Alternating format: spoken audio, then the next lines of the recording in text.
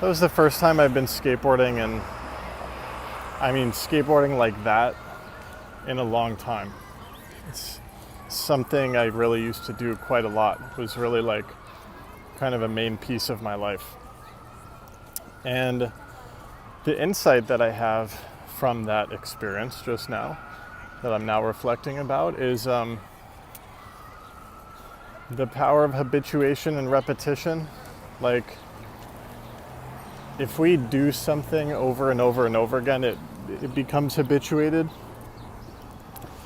When it comes to what I just experienced with skateboarding, like taking a long break, but really being able to snap right into it, it's a result of having habituated the same movements over a very long period of time.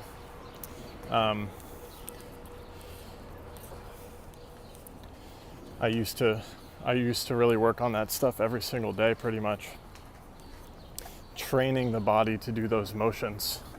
And I really want to get this. This has got to stay behind the ear. Right, so if we repeat motions, they become habituated, they become second nature. And I've been teaching a lot of meditation, and habituation is a topic that comes up in meditation a lot.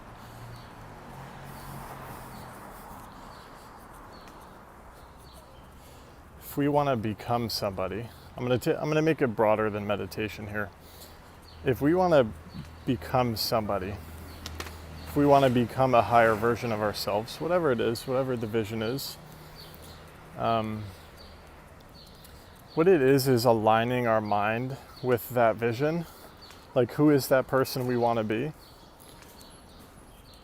Align our mind, our thought, speech, and action with that being. And just start thinking, speaking, and acting in alignment with that being as much as we can. What happens is, at first, before that way of being is habituated, some nice looking stuff in here. Before that way of being is habituated, it can be really sticky and uncomfortable to start to act in alignment with that version of ourselves that we want to be. But you kind of just got to find some motivation and just start doing it. And then over time, that way of being becomes habituated. You wake up one day and it's you. It's you. You manifested that version of you. Let me wait for this. All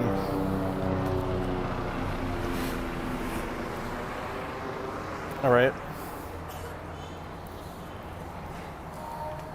You wake up one day and it's just you. You don't have to try anymore. You can just do it.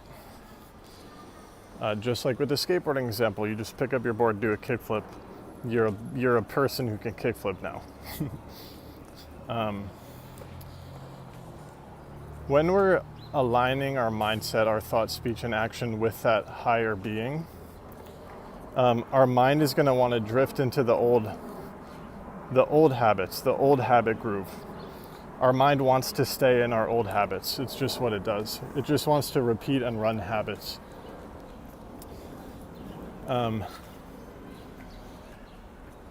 So it kind of becomes a problem of focus and intention.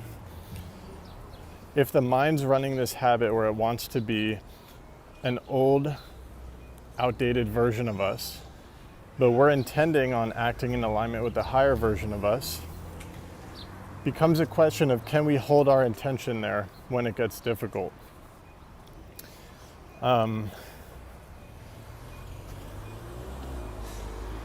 This is why training in meditation is so powerful, because you're training that exact muscle to hold your focus where you want it to. I teach a breath meditation every Wednesday, for example, passed down from ancient times, ancient instructions on building single pointed concentration on our object of focus. We use the breath in my class to train that focus. It's perfectly translatable to our actual life pursuits. to our pursuits of transforming into better versions of ourselves. If we can focus on our breath, it's going to be easier to focus on our intention of becoming that version of ourselves. It's a really similar muscle. It's really fascinating when you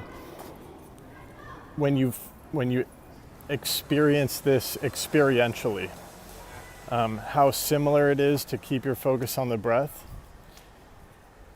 to keeping your focus on acting in alignment with the version of yourself you want to be.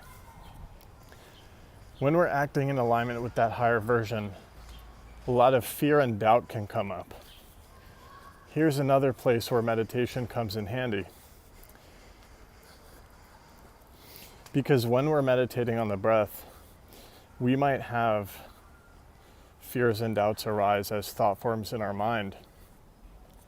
And when we practice not moving our attention to those thought patterns and we return to the breath, we start to get an insight about them. We start to detach our identity from them, and we gain some freedom from them. And that actually also frees us up to act in alignment with the version of ourselves that we want to be. Running out of breath, hang on. I'll give you another one. You don't want to eat that off the ground. Why didn't you eat it?